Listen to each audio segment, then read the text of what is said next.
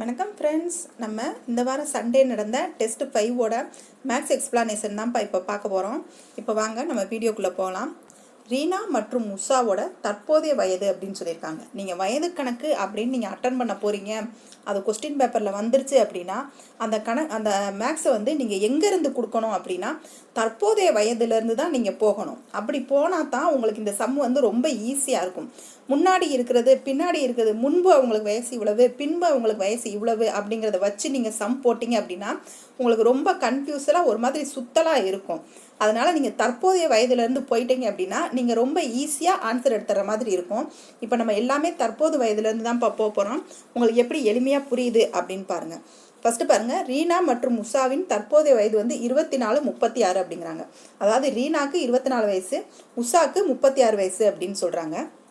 Next பாருங்கள், 8 ஆண்டுகளுக்கு முன்பு. இப்போ வயசை பொறுத்த வரைக்கும் முன்பு அப்படின்னு சொன்னாங்கன்னா நம்ம மைனஸ் பண்ணணும்ப்பா, பின்பு அப்படின்னு சொன்னாங்கன்னா நம்ம ப்ளஸ் பண்ணணும்.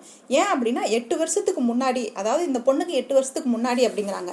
அப்போ நம்ம 8 வருஷத்துக்கு முன்னாடினா நம்ம 8 வருஷத்துக்கு கம்மியாக தானே இருக்கும். 8 வருஷத்துக்கு பிறகு அப்படின்னா 8 வருஷத்துக்கு பிறகு நமக்கு ஒரு 8 வயசு கூடி இருக்கும் இல்லைங்களா? அதைத்தான் இவங்க சொல்ல வராங்க. 8 வருஷத்துக்கு முன்பு அப்படிங்கிறாங்க. அப்போ இவங்களோட தற்போதைய வயதை எழுதிக்கோங்க. ரீனாவுக்கு தற்போதைய வயது 24, உஷாவுக்கு தற்போதைய வயது 36. இப்போ இவங்களுக்கு 8 வருஷத்துக்கு முன்னாடி அப்படிங்கிறாங்க. இந்த முன்புன்னு எழுதிட்டு இந்த கீழே 8 வருஷத்தை எழுதிடுங்க. இந்த மாதிரி நீங்கள் சென்டென்ஸ் எழுதிட்டீங்கன்னாவே உங்களுக்கு 75% நீங்கள் ஆன்சர் பக்கத்தில் வந்துட்டீங்க அப்படின்னு அர்த்தம்ப்பா. இப்படி பிரித்து எழுத தெரியணும். மேக்ஸை பொறுத்த வரைக்கும் என்ன கொடுத்துருக்காங்களோ அதை அப்படியே நீங்கள் எடுத்து எழுதிட்டீங்கன்னா ஈஸியாக நீங்கள் ஆன்சர் போட்டுடலாம். இப்போ முன்பு அப்படின்னு கொடுத்துக்கனால இதுலேருந்து இதை கழிச்சிருங்க. 16, இதில் 28 வரும். அவங்க என்ன கேட்டிருக்காங்க, ரீனா வயதுகளின் விகிதம் என்ன அப்படின்னு தானே கேட்டிருக்காங்க. அப்போ விகிதம் என்னன்னா அதுலேயே எவ்வளோ சுருக்க முடியுமோ அந்த சுருக்கிய வடிவம் தானே விகிதம். அப்போ இதை ஏதாவது ஒரு பொதுவான வாய்ப்பாடால் சுருக்க முடியுமான்னு பாருங்கள். இதை 4ஆம் வாய்ப்பாட்டில் சுருக்கலாம். 4ஆம் வாய்ப்பாட்டில் சுருக்கணுன்னா நமக்கு 4:7 அப்படின்னு ஆன்சர் கிடைக்குது. 4:7ன்னு போட்டக்கூடாது தான், தப்பு. இப்போ வந்து என்ன சொல்லியிருக்காங்கன்னு பாருங்கள், உஷா மற்றும் ரீனாவின் வயது விகிதம் கொடுத்துருக்காங்க. மேலே பாருங்கள், ரீனா உஷாவின் வயது விகிதம் கொடுத்துருக்காங்க. இப்போ ஆன்சர் வந்து அப்படியே மாற்றி கேட்டிருக்காங்க. அப்போ நம்ம என்ன போடணும், 7:4ன்னு தான் போடணும். 4:7ன்னு போட்டக்கூடாது. அதையும் ஆப்ஷனில் வச்சுருப்பாங்க. அது தவறுதலாக போயிடும். கவனமாக போடணும், சரிங்களா? நெக்ஸ்ட்டு சம் பாருங்கள். ராமின் வயது அவரது மகள் நந்தினியின் வயதை போல் 7 மடங்கு அப்படின்னு சொல்கிறாங்க. ஒரு மேக்ஸை படிக்கிறீங்க அப்படின்னா ஃபுஸ்டாப்போ கமாவோ எங்கே கொடுத்துருக்காங்களோ அது வரைக்கும் ஃபுல்லாக படிச்சுட்டு நிப்பாட்டுங்க. அப்போ தான் அவங்க என்ன சொல்ல வராங்க அப்படிங்கிறது வந்து நமக்கு புரியும். பாதியாக படித்தீங்க அப்படின்னா மேக்ஸில் என்ன சொல்கிறாங்கன்னே புரியாமல் போயிடும். நமக்கு அந்த எக்ஸாம் ஹாலில் உட்காந்துருக்கும் போது அந்த எக்ஸாம் ப்ரெஷரில் நமக்கு டைம் வேஸ்ட்டாக போயிடும்ப்பா. ஃபஸ்ட்டு ஃபுஸ்டாப்போ கமாவோ எங்கே கொடுத்துருக்காங்களோ அது வரைக்கும் அந்த சம்மை வந்து நீங்கள் படிச்சிருங்க. ராமின் வயது அவரது மகள் நந்தினியின் வயதை போல் 7 மடங்கு அப்படின்னு சொல்கிறாங்க. அப்போ ராமுக்கு அப்பாவுக்கு தானே வயசு கூட இருக்கும், பொண்ணுக்கு தானே வயசு கம்மியாக இருக்கும். அப்போ பொண்ணோட வயசு எக்ஸுனும் அப்பாவோட வயசு 7 மடங்கு அப்படிங்கிறதுனால 7x வச்சிடறோம். இது வந்து இந்த வயசு தான் அவங்களுடைய தற்போதைய வயது அப்படின்னு சொல்லி எடுத்துக்கணும். ஏன் அப்படின்னு கேட்டாங்கன்னா அதுக்கு பிறகு ஒரு சென்டென்ஸ் கொடுத்துருக்காங்க பாருங்க, 5 வருடங்களுக்கு பிறகு அப்படின்ட்டு இருக்காங்க. அப்போ ஒரு 5 வருஷத்துக்கு பிறகு அப்படின்னா அப்போ மேலே சொன்னது தான் தற்போதைய வயது அப்படின்னு சொல்லி நம்மளாம் அதை எடுத்துக்கணும், சரிங்களா? பிறகு அப்படின்னா ப்ளஸ் பண்ணணும் இல்லைங்களா? அப்போ 5 போட்டு இதை ரெண்டையுமே ப்ளஸ் பண்ணுங்க. 7x + 5, x + 5. 5 வருடங்களுக்கு பிறகு ராமின் வயது மகளின் வயதை போல் 5 மடங்கு எனில், அப்போ இவங்க ராமின் வயது என்ன ஆகுது, மக வயசை போல் 5 மடங்கு ஆயிடுது. அப்போ மக வயசு என்ன இருக்கும், 1 வயசாக இருக்கும். மகளுக்கு 1 வயசு தானே, ராமுக்கு வந்து 5 வயசாகும். அந்த சென்டென்ஸை அப்படியே எழுதிடுங்க. எழுதிட்டு இது வந்து 7x + 5ங்கிறது யார் வயசு அப்படின்னா 5 வருஷத்துக்கு அப்புறம் ராமோட வயசு. x + 5 அப்படின்னு கேட்டிங்கன்னா நந்தினிக்கு 5 வருஷத்துக்கு அப்புறம் இருக்கிற நந்தினி வயசு. அப்போ இவங்களுக்கு 5 வருஷத்துக்கு அப்புறம் எவ்வளோ வயசாகும் அப்படின்னு சம்பளே நம்ம கொடுத்துட்டாங்க. ராமுக்கு வந்து 5 வயசு ஆகும் அப்படின்னு சொல்லிட்டாங்க. அப்போ மகளுக்கு ஆட்டோமேட்டிக்காக 1 வயசாக தான் இருக்கும் அப்படின்னு சொல்லி இந்த மாதிரி நீங்கள் எடுத்து எழுதிட்டீங்க அப்படின்னா அதுக்கப்புறம் நம்ம எளிமையாக சம்ம போட்டுடலாம். கிராஸ் மல்டிப்ளை பண்ணிவிட்டு நம்ம எளிமையாக சம்ம போட்டுடலாம். 7x + 5 போட்டு இந்த 5 கிராஸ் மல்டிப்ளை பண்ணிங்கன்னா 5x + 25 அப்படின்னு வரும். இதை எக்ஸை ஃபுல்லாக ஒரு பக்கம் கொண்டு போயிட்டு நம்பரை ஃபுல்லாக ஒரு பக்கம் கொண்டு போயிட்டு நீங்கள் அடிச்சிங்க அப்படின்னா உங்களுக்கு ஆன்சர் வந்துடும். இதில் எக்ஸ் வந்து 10 அப்படின்னு சொல்லி கிடைக்கும். அப்போ நந்தினியோட வயசு 10 அப்படின்னா அப்போ ராமோட வயசு என்னவா இருக்கும், நந்தினியிலேருந்து 7 மடங்கு தானே. அப்போ 10 × 7 70 அப்படிங்கிறது தான்ப்பா ஆன்சர், சரிங்களா? நெக்ஸ்ட் சம் பாருங்கள். அருணின் தற்போதைய வயது அவருடைய தந்தையின் வயதில் பாதியாகும் அப்படின்னு சொல்கிறாங்க. அருண் அப்படிங்கிறவன் அப்போ யாராக இருப்பான்? அதோட அப்பாவோட பையனாக இருப்பான். அப்போ தந்தைக்கும் பையனுக்கும் தான் கேட்குறாங்க. அப்போ அப்பாவோட வயது பாதினா அப்பாவுக்கு 2 வயசாக இருக்குது அப்படின்னா அப்போ அருணுக்கு 1 வயசாக இருக்கும் இல்லைங்களா? அப்போ இதை 2x இதை எக்ஸ்ன்னு எடுத்துக்கிறோம். 12 ஆண்டுகளுக்கு முன்பு தந்தையின் வயதானது அருணின் வயதை போல் 3 மடங்காகும் அப்படின்னு சொல்கிறாங்க. அப்போ எப்போ சொல்கிறாங்கன்னா 12 வருஷத்துக்கு முன்னாடி அப்படின்னு சொல்கிறாங்க. முன்னாடி அப்படின்னா நம்ம என்ன செய்யணும்? மைனஸ் பண்ணணும் இல்லைங்களா? அப்பா வயசுலேருந்து 12 வயசவும் பையன் அருண்கிட்டருந்து 12 வயசையும் வந்து நாங்கள் மைனஸ் பண்ணுறோம். அவங்க அப்போ எவ்வளோ இருந்துச்சு அப்படின்னா அப்பாவின் வயசு வந்து 3 மடங்காக இருந்திருக்குன்றாங்க. அப்போ அப்பாவோட வயசு என்ன? 12 வருஷத்துக்கு முன்னாடி 12 வருஷத்துக்கு முன்னாடி 2x - xன்னு இருக்கும். 3 போட்டுருங்க. இது வந்து x - 12க்கு. அப்போ இவனுக்கு 1 வயசாக இருந்தால் தானே அவருக்கு 3 மடங்காக நம்மளால் காட்ட முடியும். அப்படி போட்டு போன சம் நம்ம போட்டிருக்க மாதிரி நீங்கள் கிராஸ் மல்டிப்ளை பண்ணி போட்டிங்க அப்படின்னா எளிமையாக ஆன்சர் எடுத்துடலாம்ப்பா. 2x - 12 போட்டுடலாம். 3யை கிராஸ் மல்டிப்ளை பண்ணிங்கன்னா 3x - 36ன்னு வரும். நம்பரை ஒரு பக்கமும் எக்ஸை ஒரு பக்கமும் கொண்டு போய் அடிச்சு போட்டிங்கன்னா எக்ஸ் வந்து 24 அப்படின்னு கிடச்சிடும். அப்போ எக்ஸ் நமக்கு 24ன்னு கிடச்சிருச்சு. என்ன கொஸ்டின் கேட்குறாங்கன்னு பாருங்கள். தற்போது தந்தையின் வயது அப்படின்னு கேட்டிருக்காங்க. எக்ஸ் 24னா அந்த எக்ஸ் யாரோடது? அருணோடது. அருணுக்கு தான் 24 வயசு. அப்பாவோட வயசு என்ன? அருண்லேருந்து அவர் 2 மடங்கு இருக்கிறாரு. அப்போ 24 2 × 2 இருந்து 48 ஆண்டுகள் தான்ப்பா சரி. 24ங்கிறது ஃபஸ்ட் ஆப்ஷன்லேயே கொடுத்துருப்பாங்க. எக்ஸ் ஆன்சர் வந்துருச்சுன்னு விறுவிறுன்னு போய் போட்டோம்னா தப்பாக போயிடும். நீங்கள் எந்த கொஸ்டினுமே மேக்ஸாக இருந்தாலும் தமிழாக இருந்தாலும் ஜிஎஸ்ஸாக இருந்தாலும் எதனாலும் நீங்கள் படிச்சிங்க அப்படின்னா கொஸ்டின் நம்பர்லேருந்து லாஸ்ட் ஃபுல் டாப் வரைக்கும் என்ன கொடுத்துருக்காங்க அப்படிங்கிறத கவனமாக படிச்சிருங்கப்பா. அப்போ தான் நம்ம ஆன்சர் வந்து கரெக்டாக போட முடியும். நெக்ஸ்ட் பாருங்க. ஒரு நபரின் தற்போதைய வயது அவர் தாயாரின் வயதில் 5ல் 2 மடங்காகும் அப்படின்னு இருக்காங்க. அதாவது ஒரு நபர் இருக்காரு, அவரோட வயசு வந்து அவங்க அம்மா வயசோட 2 மடங்கு அப்படிங்கிறாரு. நம்ம அப்போ அதை பையன் வச்சுக்கலாமா? அப்போ அம்மா வயசுலேருந்து தற்போதைய வயது அவர் தாயார் வயதில் 5ல் 2 மடங்கு அப்படின்னு சொல்கிறாங்க. அதை நம்ம இந்த மாதிரி எழுதலாமா? 5ல் 2 மடங்குன்னு. அப்போ அம்மாவுக்கு 5 வயசு, பையனுக்கு 2 வயசு. இதை எப்படி எழுதியிருக்கோன்னு தெரியுதாப்பா? 5ல் 2 மடங்குன்னு கொடுத்துருக்கிறதுனால அம்மாவுக்கு 5 வயசு, பையனுக்கு 2 வயசு. இந்த ஒரு இடம் தான்ப்பா இந்த மேக்ஸில் ரொம்ப முக்கியம். இந்த இடத்த நீங்கள் பிரித்து எழுதி பிடிச்சிட்டீங்க அப்படின்னா அடுத்து நம்ம வரதை எப்பவும் போல் நம்ம சம்மு போடுற மாதிரியே போட்டுடலாம். அடுத்து என்ன சொல்லியிருக்காங்கன்னு பாருங்கள். 8 வருஷம் கழித்து அவர்களின் வயது அவர் தாயின் வயதில் பாதியாகும்னு சொல்கிறாங்க. 8 வருஷம் கழிச்சுன்னா நம்ம என்ன செய்யணும்? ப்ளஸ் பண்ணணும் இல்லைங்களா? அப்போ அம்மாவுக்கு 5x + 8, பையனுக்கு 2x + 8. என்ன சொல்கிறாங்க? அம்மாவின் வயதோட பாதி அப்படிங்கிறாங்க. அப்போ அம்மாவுக்கு 2 வயசாக இருந்தால் தானே மகனுக்கு 1 வயசாக இருக்கும். அப்போ 2/1 அப்படின்னு எழுதியிருக்கோம். இதை எப்பயும் போல் கிராஸ் மல்டிப்ளை பண்ணி போட்டுட்டீங்க அப்படின்னா எளிமையாக ஆன்சர் கிடச்சிரும்ப்பா. இதில் வந்து நமக்கு எக்ஸ் மட்டும்தான் கிடைக்கும். இதை நீங்கள் எக்ஸை ஒரு பக்கம் நம்பரை ஒரு பக்கம் கொண்டு வந்து சப்ஸ்டிட் பண்ணிங்கன்னா எக்ஸ் மட்டும்தான் கிடைக்கும். எக்ஸ் ஆன்சர்னு சொல்லி நீங்கள் போட்டக்கூடாதுப்பா.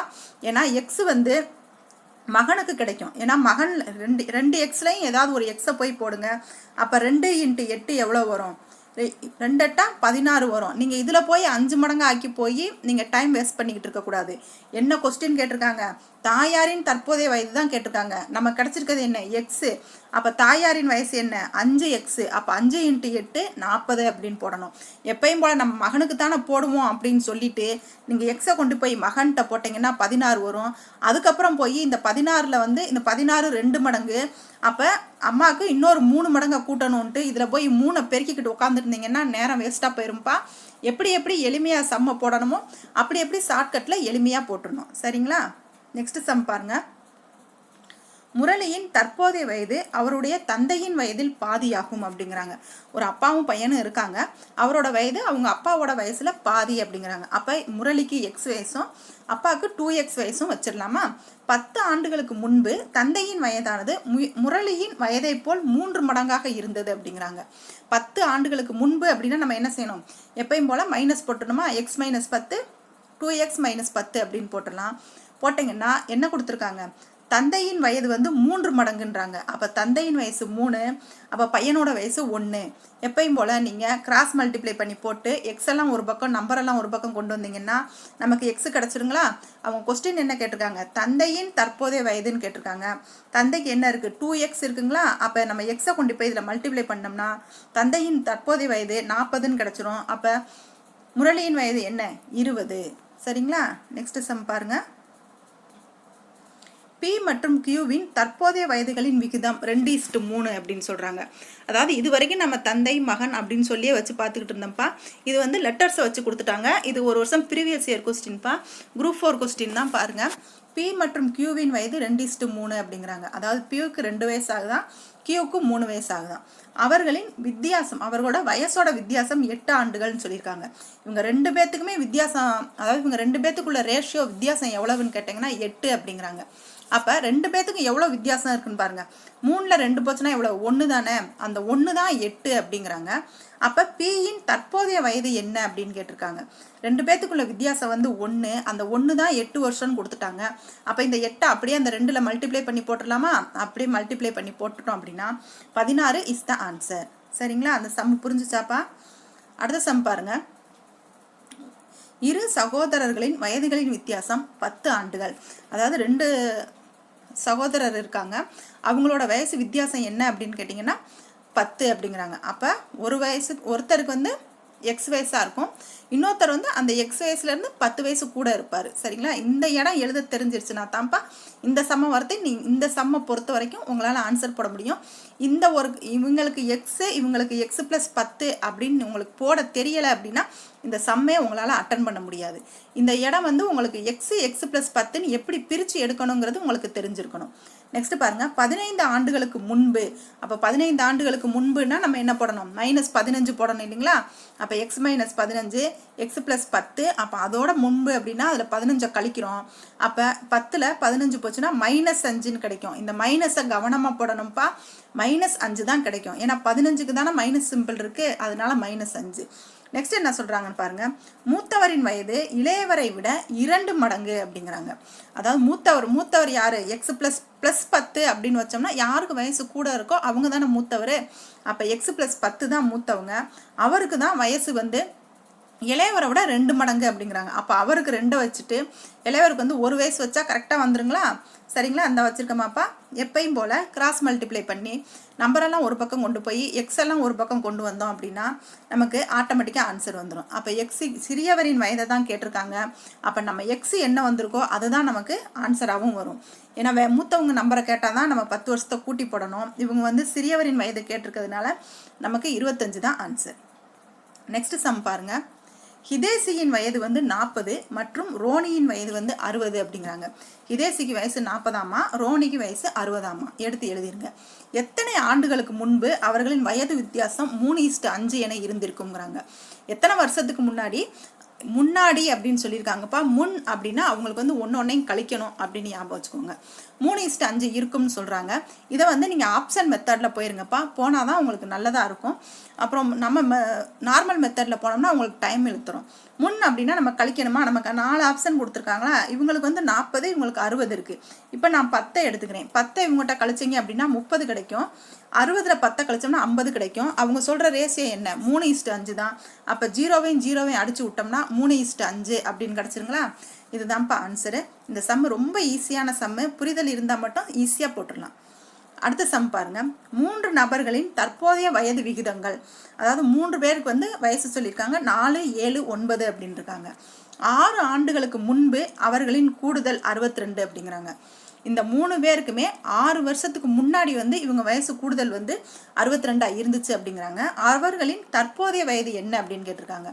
இது ஆப்ஷன் மூலமாகவும் நீங்கள் போயிடலாம்ப்பா, இல்லை நான் இந்த மாதிரி போடுறேன் அப்படின்னாலும் போயிடலாம். 3 வருஷத்துக்குமே, அப்போ 3 பேருக்குமே வந்து நம்ம 6 வருஷத்தை வந்து கழிக்கணும் இல்லைங்களா? அதாவது ஒருத்தருக்கு 6 வருஷம் குறையுது அப்படின்னா 3 பேர்த்துக்குமே 6 வருஷம் குறையும்ல. இன்னைக்கு இருக்க ஒருத்தருக்கு 6 வருஷம் குறைஞ்சிட்டு இன்னொருத்தருக்கு வந்து குறையாது அப்படின்னு நம்ம சொல்ல முடியாது இல்லைங்களா? அதனால தான் 4x - 6, 7x - 6, 9x - 6ன்னு கொடுத்துருக்கோம். இந்த மைனஸ் பண்ணோம் அப்படின்னா அவங்களுக்கு எவ்வளவு? அவங்களோட கூடுதல் வந்து 62 அப்படின்னு கொடுத்துட்டாங்களா? அப்போ எக்ஸை பூரா நீங்கள் ஆட் பண்ணுங்கள், மைனஸ் அப்புறம் ஆட் பண்ணுங்கள். எவ்வளோ வருதுன்னு பாருங்கள். 20x - 18ன்னு கிடைக்கும். அப்போ ஈக்குவல் டு என்ன? 62. அப்போ 20xை வச்சுட்டு -18 எங்கிட்டு கொண்டு போனோம்னா +18 ஆயிருங்களா? அப்போ 80ன்னு வந்துடும். அப்போ 20ஐயும் 80ஐயும் அடித்தோம் அப்படின்னா x = 4 அப்படின்னு கிடச்சிடும். இவங்க என்ன கேட்குறாங்கன்னு பாருங்கள். அவர்களின் தற்போதைய வயது அப்படின்னு கேட்டிருக்காங்க. தற்போதைய வயது அப்படின்னா நம்ம எக்ஸ் வந்து கண்டுபிடிச்சிட்டோம். அப்போ எக்ஸ் இருக்கிற இடத்துல இந்த 4 கொண்டு போய் நம்ம மல்டிப்ளை பண்ணோம்னா சரியாக போயிருங்களா? அப்போ 4 16, 7 28, 9 36, பி இஸ் த ஆன்சராக வரும். இது புரியுதாப்பா? எல்லாமே இந்த வட்டம் உங்களுக்கு கொடுத்துருந்தது ஈஸியான சம்மு தான்ப்பா, எளிமையாக புரியும்னு நினைக்கிறேன்.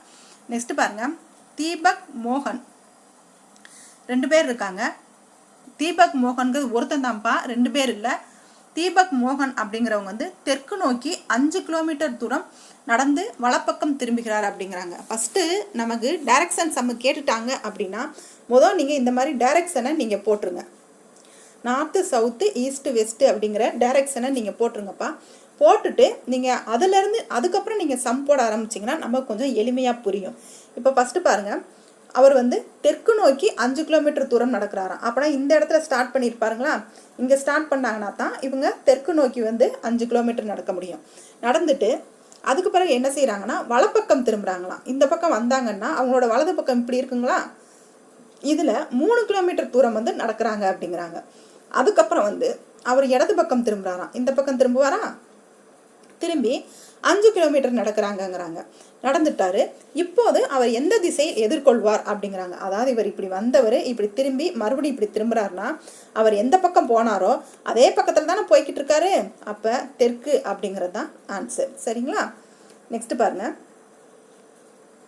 மோகன் என்பவர் பி என்ற இடத்திலிருந்து புறப்பட்டு, எப்பயும் டைரக்ஷன் போட்டுக்கோங்க. இப்போ இப்படி ஒரு இடம் வச்சுக்கோங்க, இதான் பி அப்படின்னு வச்சுக்கோங்க. மோகன்கிறவர் இந்த பி அப்படிங்கிற இடத்துல இருந்து இப்படி புறப்படுறாராமா. புறப்பட்டு மேற்கே 2 கிலோமீட்டர் தூரம் செல்கிறார். அப்போ மேற்கேனா நமக்கு மேற்கே இந்த பக்கம் தானே இருக்குது, இதில் வந்து 2 கிலோமீட்டர் போயிட்டாரு. சரி, இருக்கட்டும். நெக்ஸ்ட் பாருங்க, பின் வலப்பக்கம் திரும்பி 3 கிலோமீட்டர் போறாரு அப்படிங்கிறாங்க. வலப்பக்கம்னா இப்படி இருக்கும், இதில் வந்து 3 கிலோமீட்டர் தூரம் போறாரு அப்படிங்கிறாங்க. இது வந்து பி ஞாபகம் வச்சுக்கோங்கப்பா. 3 கிலோமீட்டர் தூரம் போறாரு அப்படிங்கிறாங்க.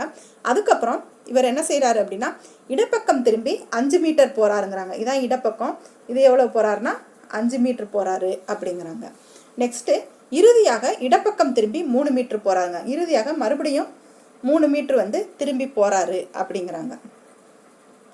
இப்போ கியூ அந்த இடத்த வந்து அவர் நிற்கிற இடத்த கியூன்னு வச்சுக்கோங்கிறாங்க. சரி, நாங்கள் கியூன்னு வச்சுக்கிட்டோன்னு வச்சுக்கோங்க. அப்படின்னா இந்த பிக்கும் இந்த கியூக்கும் இடையில இருக்க தூரம் என்ன அப்படின்னு கேட்குறாங்க. இது வந்து ரொம்ப ஈஸியான சமப்பா. ஏன்னா ஃபஸ்ட்டு வந்து அவர் 2 கிலோமீட்டர் பியிலேருந்து இங்கிட்டு 2 கிலோமீட்டர் போனாரா. அப்போ கியூக்கும் இந்த இடத்துக்கும் இருக்கிறது என்னன்னு பார்த்தீங்கன்னா, ஏன்னா இதுவும் 3 கிலோமீட்டர்னா இதுவும் 3 கிலோமீட்டர் தான்.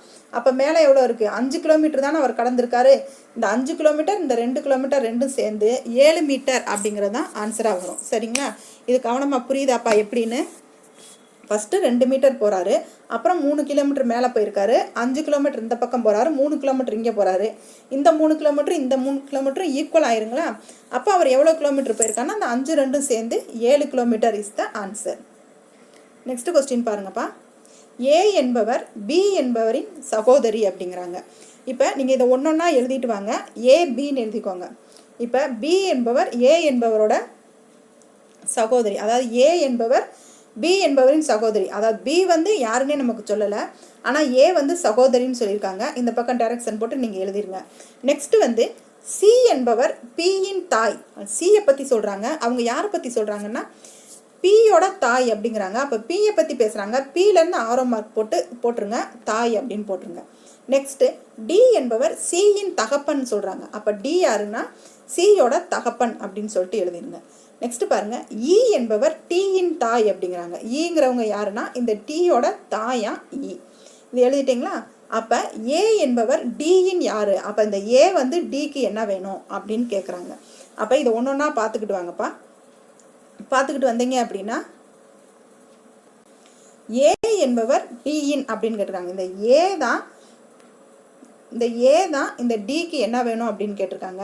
இந்த டி அப்போ யார் அப்படின்னா இந்த பிக்கு வந்து தாத்தா. இவங்க 2 பேரும் சகோதரர் இருக்கிறதுனால ஆட்டோமேட்டிக்காக அவங்க என்ன செய்வாங்க, அப்போ ஏங்கிறவங்க ஏ என்பவர் தான் யாருன்னு கேட்டிருக்காங்க. அப்போ தாத்தாக்கு ஏ என்ன வேணும், பேத்தி இஸ் த ஆன்சர். சரிங்களா? இது புரியுதாப்பா? நெக்ஸ்ட் பாருங்க. ஒரு பெண்ணை ராஜ் என்பவர் அவளுடைய அம்மா தனது மாமியாருக்கு ஒரே மகள் அப்படின்னு அறிமுகப்படுத்துறாரு. ராஜ் அப்படிங்கிறவர் ஒரு பெண்ணை வந்து அறிமுகப்படுத்துறாராம். எப்படி அறிமுகப்படுத்துறாருன்னா அவளுடைய அம்மா அந்த பெண்ணோட அம்மா வந்து எனது மாமியாருக்கு ராஜோட மாமியாருக்கு மகள் அப்படிங்கிறாங்க. இந்த அம்மா கேரக்டர் தான் இந்த பெண்ணோட இந்த பெண்ணோட அம்மா கேரக்டர் தான் இவங்க மாமியாரோட மகள் அப்படிங்கிறாங்க. அப்போ ராஜோட மாமியாரோட மகள் அப்படின்னா அப்போ ராஜுக்கு மாமியார் அப்படின்னா அப்போ அவங்க யாரோ ஒன்று கல்யாணம் பண்ணியிருக்கிறாங்கன்னு தானே அர்த்தம். இப்போ கல்யாணம் பண்ணியிருக்காங்கன்னா இந்த அம்மா அப்படிங்கிறவங்க இந்த மகளை தான் கல்யாணம் பண்ணியிருக்கிறாங்க அப்படின்னு அர்த்தம். சரிங்களா? இப்போ பாருங்கப்பா, இவர் என்ன சொல்கிறாருன்னா, அப்போ அவளுடைய அம்மா வந்து எனது மாமியாருக்கு ஒரே மகள், அதாவது இந்த பெண்ணோட அம்மா வந்து இவங்க மாமியாருக்கு ஒரே மகள் அப்படின்னா அப்போ இந்த அம்மாவை தான் இந்த ராஜுங்கிறவர் கல்யாணம் பண்ணியிருப்பார். சரிங்களா? நெக்ஸ்ட் பாருங்க, அப்பெண்ணிற்கும் ராஜுக்கும் என்ன உறவு அப்படிங்கிறாங்க. அதாவது இந்த இவர் வந்து ஒய்ஃப் ஆயிடுவாங்க. அப்போ இந்த பெண்ணுக்கும் இந்த ராஜுக்கும் என்ன உறவுனா, இந்த பெண்ணுக்கு இவங்க அம்மா அப்படின்னா அப்போ இந்த பெண்ணுக்கு ராஜ் அப்பாவாக தானே இருப்பாங்க. அப்போ இந்த பெண் அப்படிங்கிறதுனால ராஜுக்கு இவங்க என்ன உறவு வருவாங்கன்னா மகள் உணர்வு தான் வருவாங்க. இந்த பெண் வந்து ராஜுக்கு வந்து மகள் உறவாக வந்துடுவாங்க. கொஸ்டின்ல பாருங்க, ராஜ் என்ன உறவு அப்படின்னு கேட்குறாங்க. அப்போ ராஜ் வந்து என்ன உறவாக வருவார்? தந்தை அப்படிங்கிற உறவில் தான் வருவாங்க. இந்த இடம் புரியுதாப்பா உங்களுக்கு? மறுபடியும் சொல்கிறேன், இந்த சம்மை பாருங்கள். ஃபஸ்ட்டு வந்து ராஜ் அப்படிங்கிற ஒருத்தர் வந்து ஒரு பெண்ணை வந்து அறிமுகப்படுத்துகிறாரு. ராஜ் ஒரு பெண்ணு எழுதிக்கோங்க. இந்த பெண்ணோட அம்மா வந்து இந்த பெண்ணுக்கு அம்மான்னு ஒரு கேரக்டர் இருக்காங்க, இதை எழுதிக்கோங்க. எனது மாமியாருக்கு, இந்த ராஜோட மாமியாருக்கு ஒரே மகளாம். இந்த ராஜோட மாமியாருக்கு மக அப்படின்னா அவங்கள தான் இவர் கல்யாணம் பண்ணியிருப்பார். ஏன்னா மாமியாருங்கிறாங்களா, அப்போ அந்த பொண்ணை கல்யாணம் பண்ணியிருப்பார். கல்யாணம் பண்ணியிருப்பாருன்னா அந்த அம்மாங்கிறது யார்? ராஜுக்கு வந்து ஒய்ஃப் ஆயிடுவாங்க. அப்போ ராஜுக்கு ஒய்ஃப் ஆயிடுவாங்க அப்படின்னா அப்போ இந்த பெண்ணு யார்? ராஜுக்கு பொண்ணாக வரும் இல்லைங்களா? அப்போ ராஜுக்கு பொண்ணுன்னா இந்த பொண்ணு ராஜுக்கு என்ன உறவுன்னு பார்த்தீங்கன்னா அப்பா உறவு தான் வரும். சரிங்களா? புரிஞ்சிருச்சாப்பா இந்த சம்மு? நெக்ஸ்ட் சம் பாருங்கள். கொடுக்கப்பட்ட தொடரில் வந்து பொருந்தாததை வந்து கேட்குறாங்க. இது எப்படி கேட்குறாங்கன்னு பாருங்கள். இது பார்த்தா வந்து நமக்கு எல்லாமே ஒரே மாதிரி கரெக்டு அப்படிங்கிற மாதிரி தான் தெரியும். 25, 36, 49, 81, 121, 169, 25 இது எல்லாமே வந்து உங்களுக்கு ஸ்கொயரோட நம்பர் தான். 5 square, 6 square, 7 square, 9 square, 11, 13, 15 square. அப்போ பார்க்கும்போது இதில் எதுலேயுமே நமக்கு தப்பு இல்லை அப்படிங்கிற மாதிரி தெரியும். இதில் தப்பு எங்கே இருக்குதுன்னு பார்த்தீங்கன்னா இந்த 6 தான் இரட்டைப்படை நம்பர், மித்தது எல்லாமே ஒற்றைப்படை நம்பர். அப்படிங்கும்போது இந்த 36 இஸ் த ஆன்சர் அப்படிங்கிறதான்ப்பா கரெக்டு. இன்றைக்கி நடத்தின சம்மு உங்களுக்கு ஓரளவுக்கு புரிஞ்சிருச்சாப்பா? புரியலை அப்படின்னா நீங்கள் டவுட் கேளுங்க. இல்லை அப்படின்னா இந்த வீடியோவை நீங்கள் மறுபடியும் பாருங்கள், உங்களுக்கு எளிமையாக புரியும். நம்ம சேனலில் 140 days பிளான் வந்து ஸ்டடி பிளான் கொடுத்துருக்கோம்ப்பா. ப்ளஸ் 40 டெஸ்ட் வந்து ஃப்ரீ டெஸ்ட்டாக உங்களுக்கு கண்டக்ட் பண்ணிக்கிட்டு இருக்கோம். வீடியோ ப்ளஸ் PDF எல்லாமே நம்ம டெலகிராமில் கொடுத்துருவோம். விருப்பம் இருக்கிறவங்க நீங்கள் டெலகிராமில் ஜாயின் பண்ணிக்கோங்க. வீடியோ பிடிச்சிருந்துச்சுன்னா சேனலை சப்ஸ்கிரைப் பண்ணிக்கோங்க. தேங்க்யூ.